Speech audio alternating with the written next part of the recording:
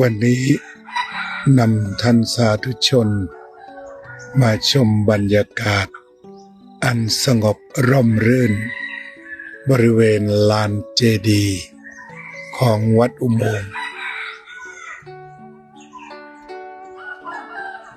ตำบลสุเทพอำเภอเมืองจังหวัดเชียงใหม่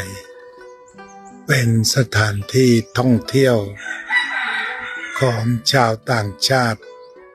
มานานแสนนานเจดีย์นี้อายุไม่น้อยกว่า700 ปี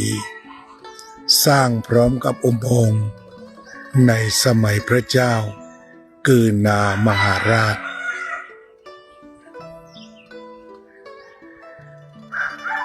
เจดีย์เป็นทรงคล้ายๆนครศรีธรรมราชแสดงถึงปริศนาธรรมศีลสมาธิปัญญา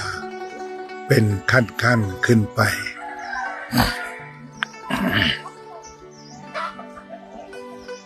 นี่คือบรรยากาศโดยรอบของวัดอุโมงค์ตำบลสุเทพอำเภอเมืองจังหวัดเชียง